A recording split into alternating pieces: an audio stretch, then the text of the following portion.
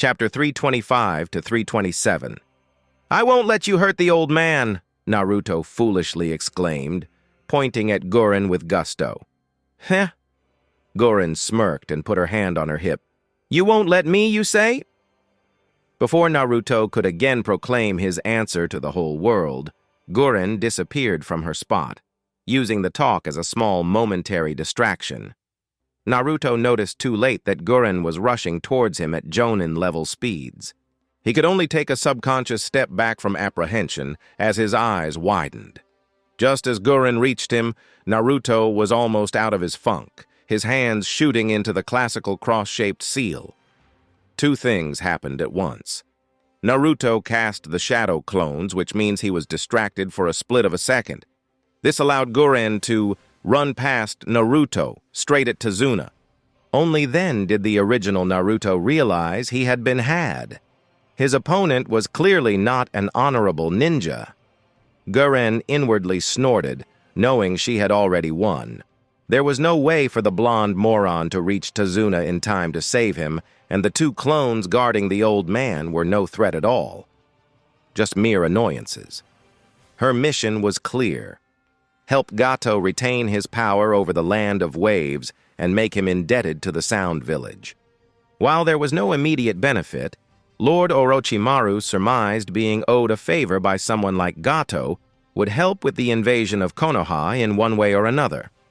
Rich backers were always in demand after all, and if Sound helped you with underhanded schemes once, well, let's just say expecting to not pay the price, and then some was foolish. Gurren reached Tazuna, guarded by two Naruto clones, and with 3 hand signs, created 2 crystal spikes in her hands in an instant, surprising both clones that already steeled themselves to try and buy time for the original. Unfortunately for them, Gurren accelerated even further, and before they could even blink, not to mention actually adjust to her new speed, one of them found itself speared through the chest, while the other was swiftly decapitated, both poofing out of existence with smoke. Tazuna fell onto his bum, shaking like a leaf, while Gurren, half covered with smoke, menacingly loomed over him, giving him a cold look while holding the 2 crystal spikes. At that moment, Tazuna knew he was a goner. Gurren raised her right hand, and with a quick swipe, she slit Tazuna's throat with the tip of her crystal spike, her lips stretching into a victorious smile. Even if her group was somehow defeated, forcing them to retreat, with the death of the bridge builder, their mission was as good as completed. Her smile, however, froze when Tazuna burst into smoke, revealing it was just another shadow clone. Gurren instantly spun around, fiercely looking at the original Naruto, who widely grinned. "Got you, meh-ha-ha-ha." He mockingly laughed, pointing at her in the same way he liked to point at Iruka after a successful prank. "You..." Gurren grit her teeth while her mind worked overtime, trying to come up with Tazuna's whereabouts. Her eyes widened as she realized Tazuna couldn't use Henge. That would mean... "You used the distraction of my previous attack and the retreat of other bridge workers to get Tazuna away unnoticed." Gurren's body relaxed, but her eyes continued to glare at the grinning prankster. This was bad. Tazuna was just a civilian, and by now, he could be anywhere in the city. There was no way to pinpoint his location through chakra sensing, and if he is hidden well, it would be a pain in the ass to locate him. The most viable option would be to reduce the entire city to rubble, but there was no guarantee the bridge builder is actually in the city. He could just as well be hidden outside of it. Not to mention, the Konoha ninjas won't simply let us look for him without intervention. We will first have to defeat them, which will give more time to Tazuna to hide and make us a bit tired. Gurren clicked her tongue. The situation didn't look all that favorable for them. "But aren't you forgetting something?" Gurren sweetly asked, rolling her shoulders. Naruto was confused. He was quite sure his plan worked. Did he overlook something? No, that couldn't be. "Stop bluffing." He flatly deadpanned at the blue-haired woman, making her eyebrow twitch. "My target is gone. That means I will have to satisfy myself by killing you." Gurren smirked, and her body tensed. Naruto knew what would follow. He fought against Anko often enough. Gorin disappeared in a burst of speed, but Naruto was prepared. Kunai made of crystal abruptly lodged in Naruto's eye socket, its tip exiting from the back of his head as Gorin appeared in front of him with a small, disdainful sneer that hid well her own distaste at killing a child. Gorin inwardly sighed, her eyes flickering towards the entrance to the village as she started to contemplate how to locate Tazuna. She let her guard down so much, she only noticed the chakra surge from the corpse in front of her at the last moment. Suddenly, a booming explosion shook the ground, sending Gorin's body barreling through the air before it hit the ground and started bouncing from it due to the massive kinetic energy that affected it. Gorin only managed to create a crystalline spike and plunge it to the ground in an attempt to stop herself when she was already a few tens of meters away from her initial spot. What the fuck was that?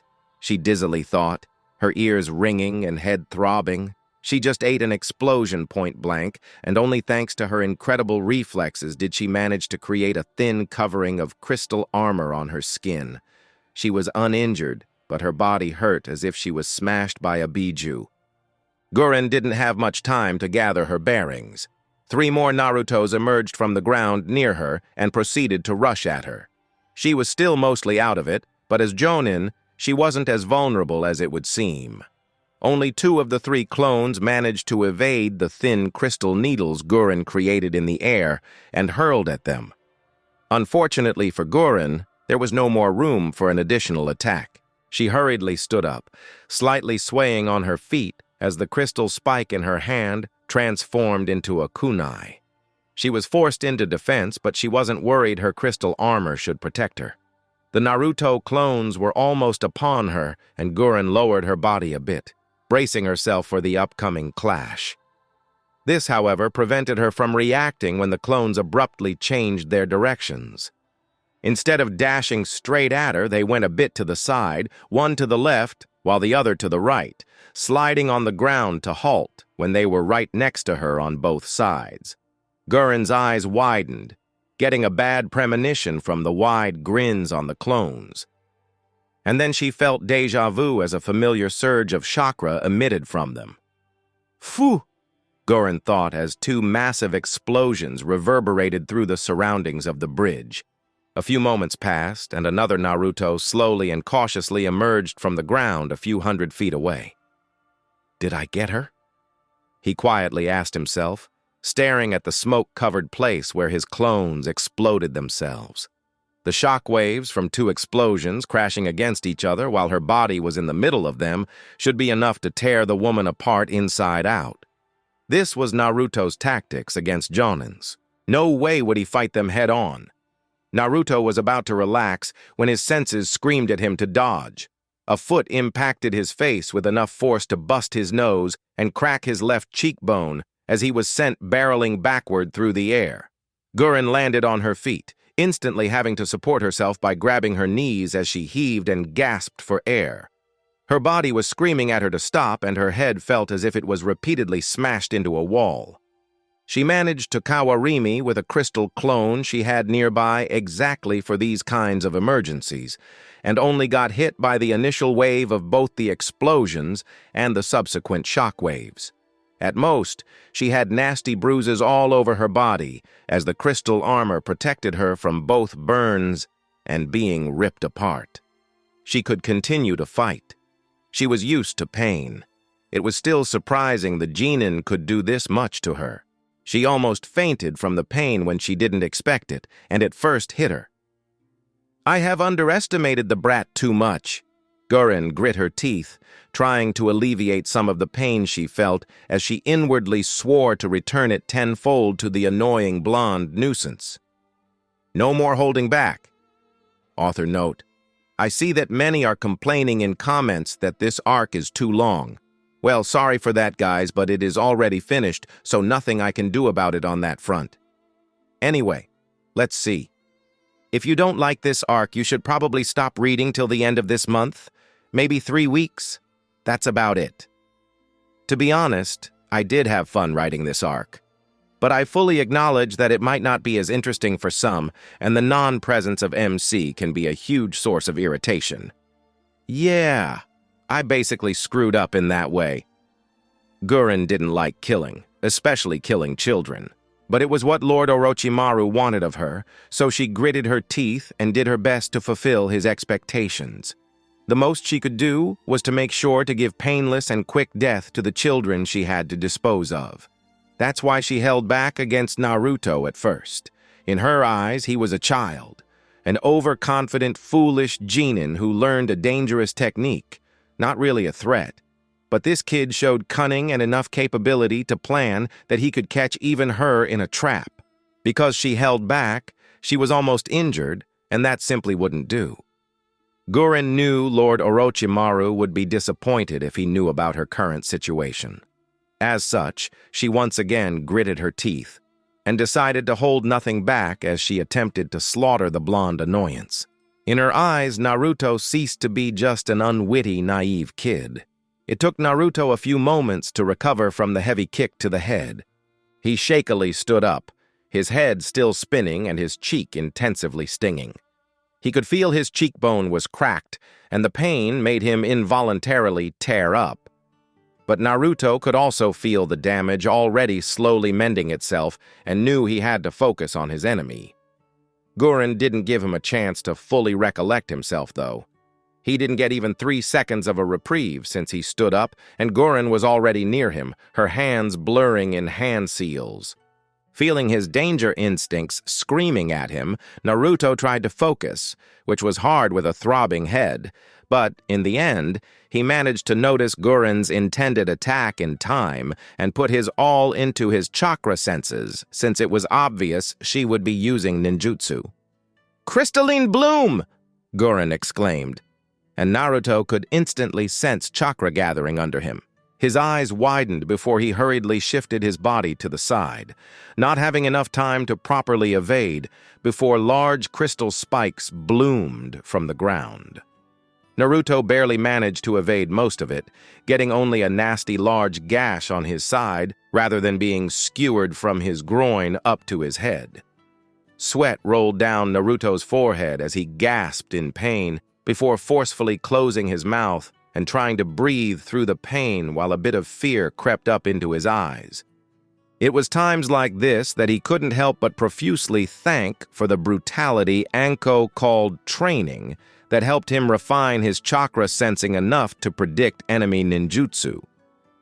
Naruto forced his body to jump back, distancing himself from the crystal construct that struck him.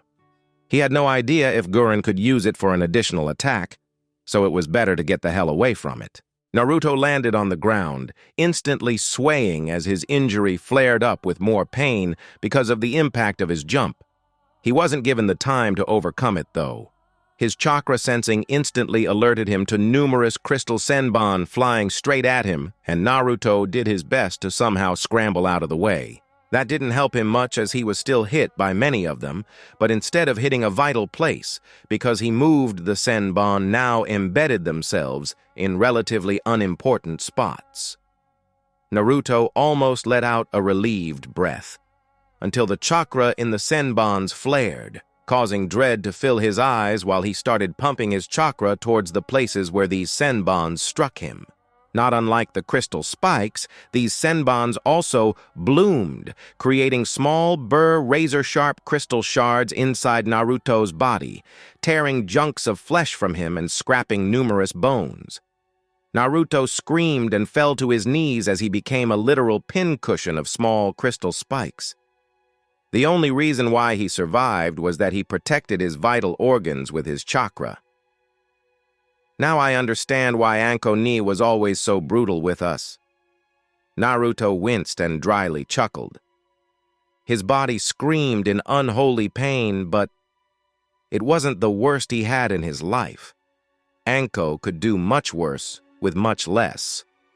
Naruto pushed himself back onto his feet through sheer willpower while ignoring as his pain receptors flared. He only barely managed to put his arms in front of his head before Gurren's kick impacted his forearms with enough force to crack them and send him uncontrollably rolling on the ground. I have no choice. Naruto realized as his body was bouncing against the hard bricks of the bridge.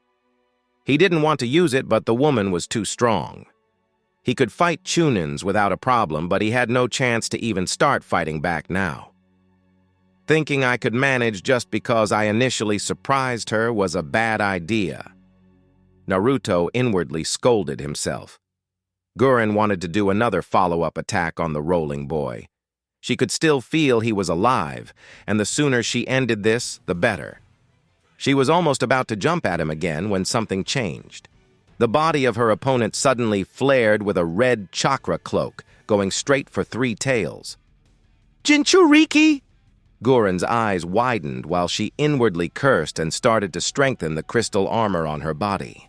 The now feral boy in front of her slowly stood up. Her crystal needles and the shards created by them shattered into dust from the sheer intensity of the chakra cloak around the boy. Gurren winced at that. She would have to pack much more chakra into her crystal constructs if she wanted to make them capable of getting through the dense chakra of the Biju cloak. The worst part. She could see the gash on his side and numerous holes in his body healing at a visible pace, fast enough that Gurren would be hard-pressed to intervene even if she discarded her caution. Naruto wasn't rampaging. He retained the clarity of his mind thanks to the training he underwent with Anko. As such, the moment he was healed enough to move, he disappeared in a burst of speed and appeared in front of Gurren, punching her in the midsection. His hand went right through her stomach, and for a second Naruto thought he got her good. Before the Gurren in front of him shattered into pieces of crystal that quickly dispersed into the air. Realizing he fell for a trap, Naruto felt a chakra spike behind him and was about to turn when he suddenly felt a piercing pain from his thigh.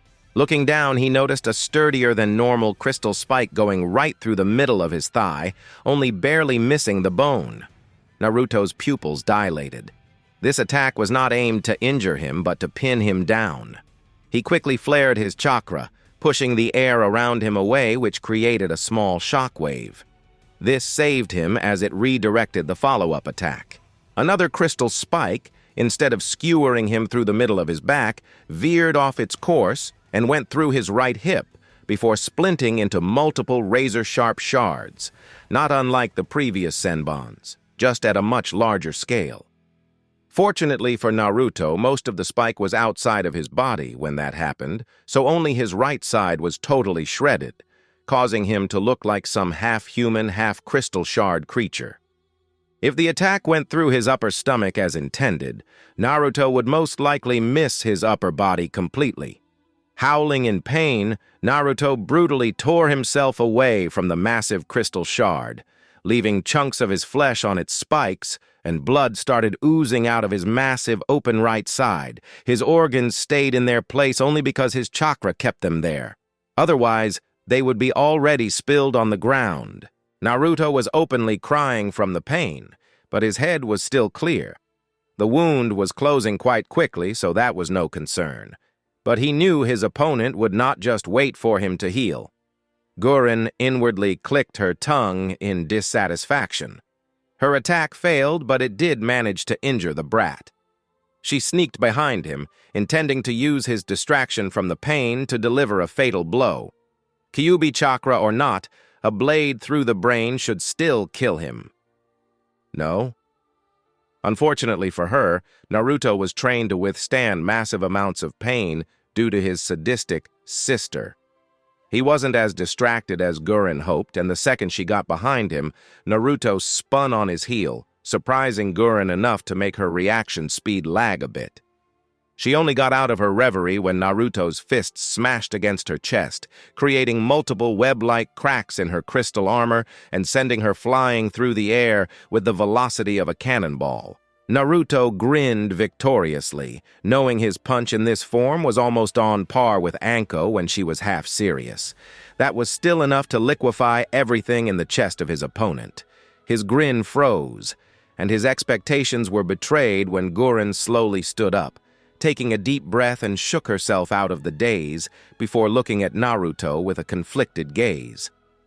If I didn't have my crystal armor, that would have killed me. She respectfully nodded at Naruto. You are indeed an impressive young man. I am just sorry I have to end your journey here." Naruto realized she was utterly unscathed. Her armor absorbed all the force behind his attack. "Isn't she basically unbeatable for me?" He mentally screamed, wondering if he would have to go further than 3 tails and shuddering with knowledge of what it would do to his body. Not to mention, he couldn't control it yet. "No, not yet. I am the prankster king of Konoha. I will find a way," he desperately thought. The fight between Naruto and Gurren continued, becoming only more and more crazed as time went on.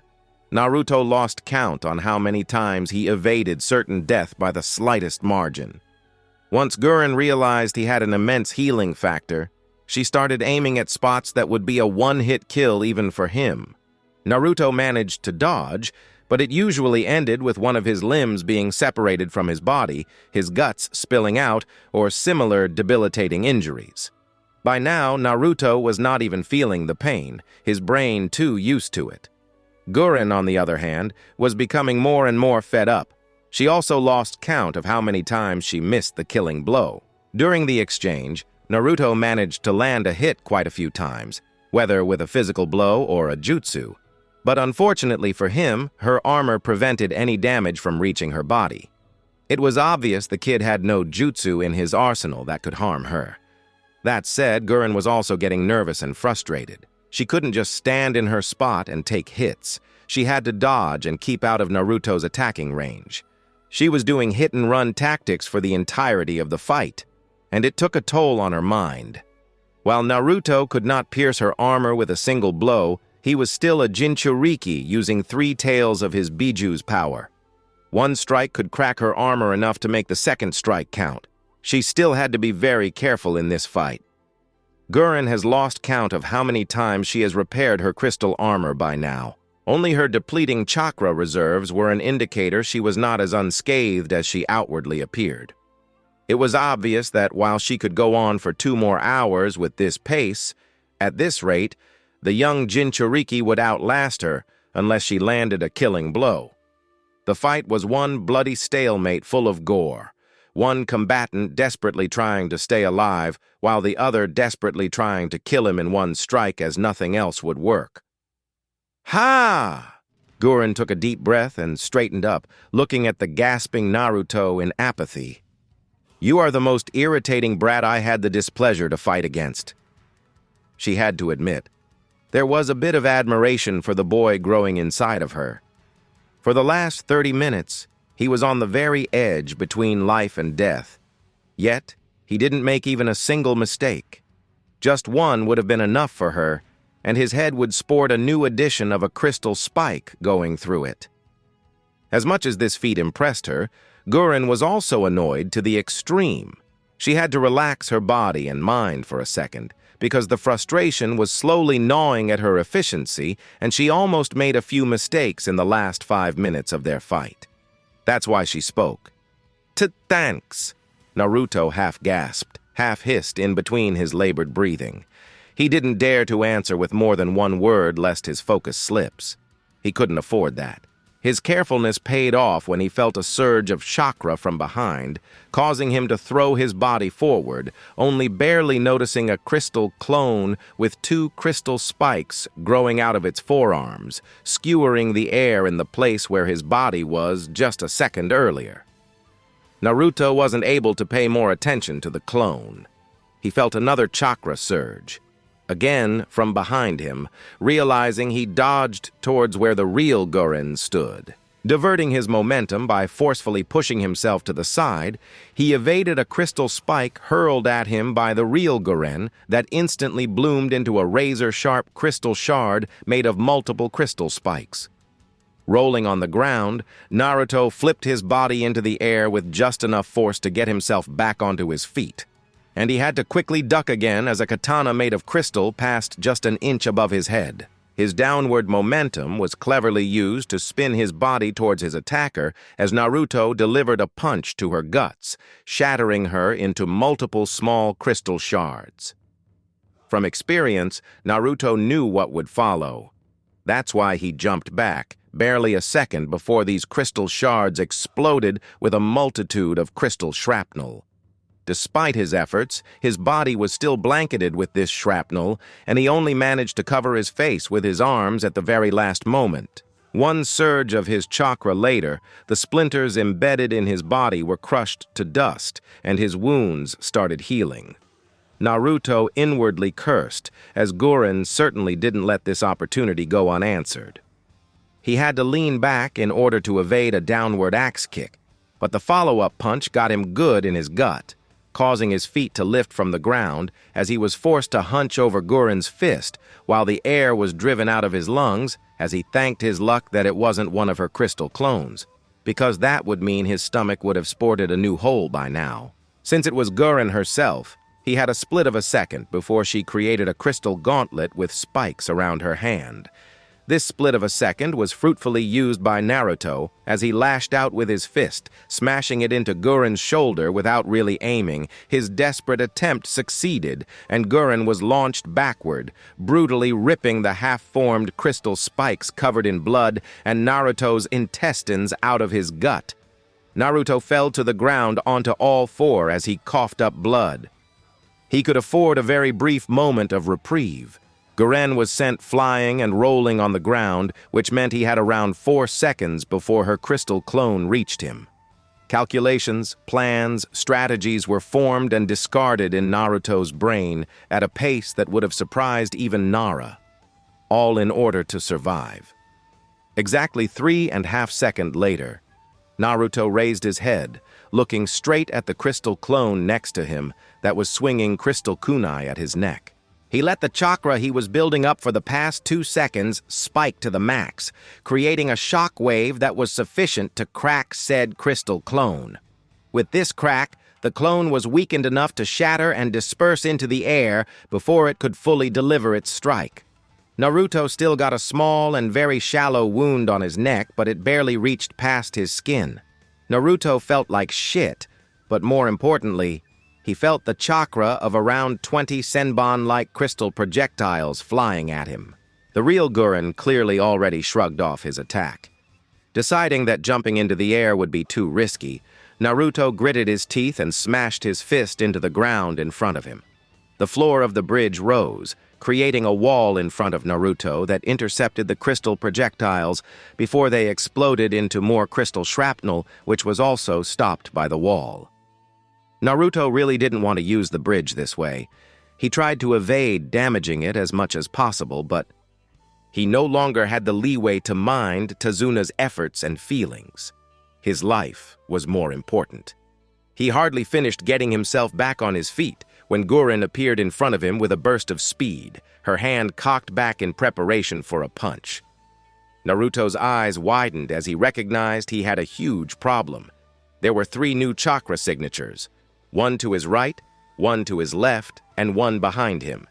He quickly realized Gurren took out the big guns and created 3 more crystal clones, something which must have affected her chakra reserves quite a lot.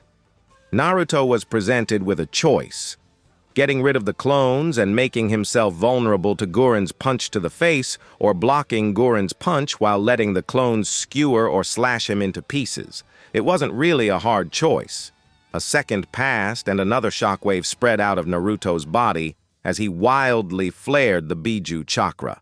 It wasn't as strong as the previous shockwave, but it managed to destroy the clones before they delivered their attacks. The real Gurren, however, wasn't even slowed down by this kind of shockwave as her fist barreled through the air towards Naruto's face. The world slowed down for Naruto while his breath hitched and his eyes widened as he realized his gamble didn't pay off as he hoped. Around Gurren's fist, a crystal covering started to form. He knew what that meant. Worse yet, he had no chance to evade it. Her fist would collide with his face and promptly form a spike of crystal through his head. Naruto tried to lean his head to the side, aiming to get his brain out of the way and letting Gurren's spike go through his mouth and cheek rather than anything important. His life flashed in front of his eyes as Gurren's fist approached, a victorious gleam passing through her eyes. Naruto was not the only one who tried to make the most of the situation. Guren also tried to adjust the position of her punch to ensure her spike would go through Naruto's brain. It was a battle of wills and wits, and Naruto's life and death depended on the next moment. Guren's fist came close to Naruto's face. 10 inches, 5 inches, 1 inch. Naruto prepared for an impact and planned to jerk his head to the side the second it came. Guren prepared to twist her fist the second it impacted Naruto's head, intending to ram the crystal spike that was starting to form straight through Naruto's brain. Both had expressions of utmost concentration and refused to give in. And then, the world froze alongside both Naruto's and Guren's minds.